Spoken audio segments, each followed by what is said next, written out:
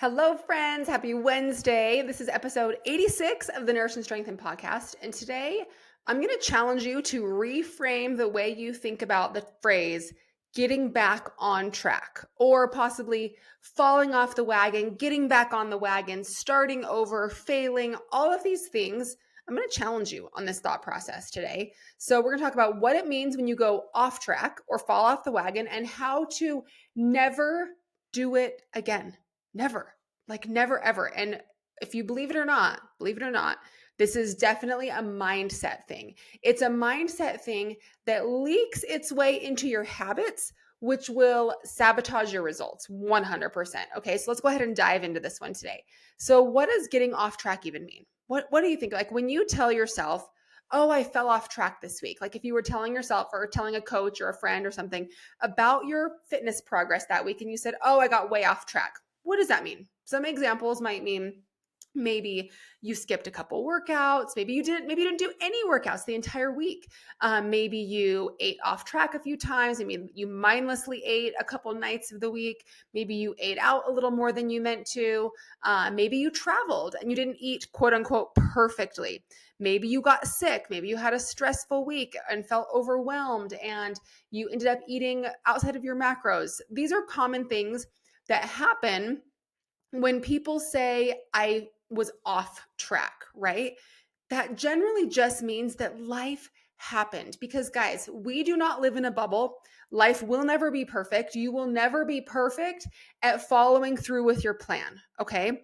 But the problem here is when life happens, when you go quote unquote off track, instead of just rolling with it and being like, cool, I'm going to keep on going, what happens is we spiral into this guilt, this shame, this all or nothing thinking, and feeling like we have to completely overhaul everything and start again. Maybe you need a new program. Maybe you need new macros. Maybe you need a different plan to follow, whatever it is.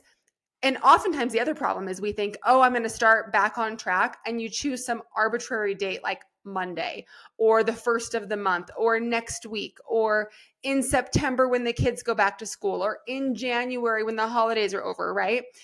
It's this falling off track, spiraling, throwing in the towel, and then choosing some random date in the future when you decide you're going to get back on track. And what happens more often than not is you don't get back on track on that date. And so you find yourself in this cycle of off track, on track, off the wagon, on the wagon, throwing in the towel, holding the towel, whatever it means, right?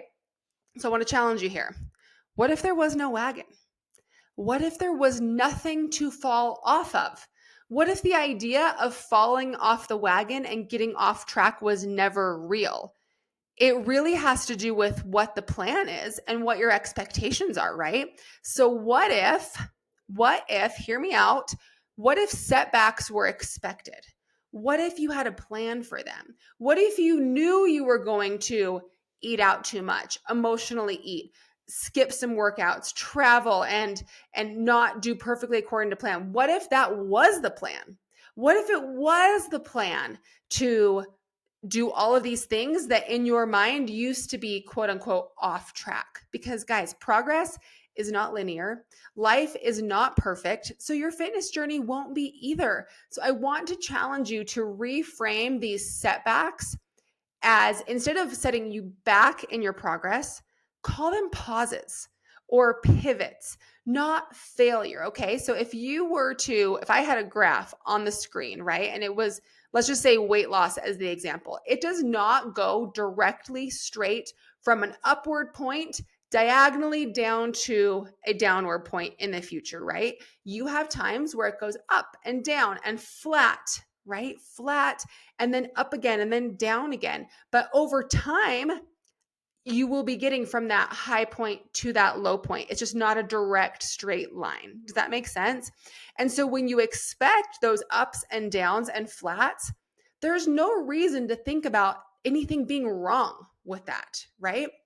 So if your healthy lifestyle included room for rest days, taking time off, birthday cake, treats, vacation meals, skipped workouts, time to allow you to feel emotional and be human, if your plan included that, it wouldn't be failing. It wouldn't be falling off track and getting back on track. When you expect these things and you give yourself permission to be human and you stop labeling every single deviation as a failure, suddenly there's no wagon to fall off of. Does that make sense? So you're like, okay, yeah, cool, that makes sense, but like how do I do that and how do I implement it?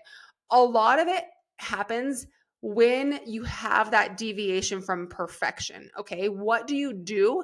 What do you tell yourself? Okay, so let's just say I want you to picture this and I want you to expect it to happen. Let's use emotional eating at the end of a long day as our example. Okay, let's say you just know, sometime I am on a fitness journey. I'm trying to lose 25 pounds, but I have a feeling in the next 6 months, as I try to lose this 25 pounds, I'm going to have maybe a handful of times where I have a really stressful day and I emotionally eat. What am I going to do in that scenario? So make a plan around it and think, okay, when that happens, I'm going to notice it and I'm going to verbally call it what it is. I'm emotionally eating. I have had a hard day. Of course, I'm turning to food because I'm human and I'm in this process to create new habits when I have these deviations. So this is normal. It's okay. I don't need to beat myself up over it. I am not perfect. So you call it out, you label it what it is, and then you have a predetermined thing you're going to do when it happens because it will. Okay. So maybe for you, it is leave the kitchen, have 16 ounces of cold water, and lay on your bed for 5 minutes by yourself or something. Or maybe it is go outside by yourself and take a walk in the sun. Or maybe it is go for a drive around the neighborhood all by yourself for 10 minutes and then come back. And that's kind of a reset to your mind. Okay. So one tip here, make a plan in advance for when you deviate. Okay. Another tip is focus on habits that you can always come back to that make you feel good and that are relatively easy to work into your life. Maybe that's walking. Maybe that's getting enough protein in your day. Maybe that's getting enough water intake. So when you feel like you have deviated or what we previously called fell off the wagon, went off track, have these habits that you can fall back on even when you are struggling. Okay. And again, expect the struggle. This process is not easy for anyone. Okay. So if you're struggling with it, congratulations, you're human. So does everybody else. You are totally normal in that regard. Okay. Another tip here is to create flexible routines that are going to bend with your life instead of break. Okay. So if you think, okay, I have to get up every morning at this time, go straight to the gym, come home, have a perfectly balanced meal, do XYZ, and that's the only thing that I consider on track.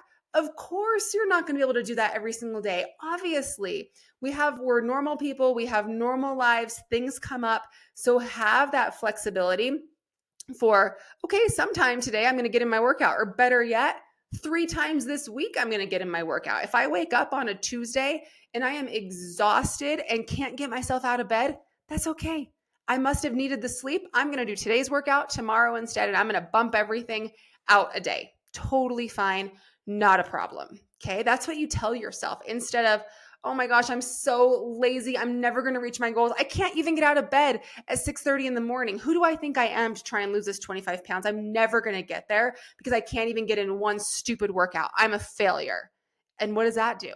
That causes you to overeat all day, eat all the cookies, pick up the ice cream, go through a fast food takeout because you already told yourself, you started the day telling yourself that you are a failure. You're not going to reach your goals. So why even try? Do you see the difference there? Do you see the difference there? So the key thing here in how to stop starting over is what you tell yourself when you deviate. That's so incredibly important. Okay. And here's a note for our Moxie clients. If you are working with a coach on my team, do not hibernate and go into hiding when you deviate from your plan. We do not expect you to be perfect. We want to know when you're going off track because we want to help you. We want to support you. We will not judge you. We will not think you're a lazy person who's never going to reach their goals. No, we're going to think, okay, this is what happened today. That's okay. Keep on going. Let's make these modifications. You got this. Or maybe it's a problem that's happening consistently and you're like, you know what? We need to change the plan a little bit so you can be more successful. That's totally fine. This is not failing. This is just one more step in your goal in reaching or figuring out what your perfect fitness, healthy life looks like. Okay. We're here to support you in that. But if you deviate and you quote unquote go off track, and then you stop checking in, and then you stop talking to your coach, that's when we can't help you because we don't know what's going on. Okay. So quick episode here. Hopefully that was helpful for you. I am pretty passionate about this topic because whenever I hear someone say, I went off track, I have to start over, I'm starting on Monday or whatever, I'm just like, no, don't say that. So this is an episode I'm going to be sending to lots of people who use those words. So hopefully it was helpful for you. If so, let me know on social media. Hope you guys have a wonderful day.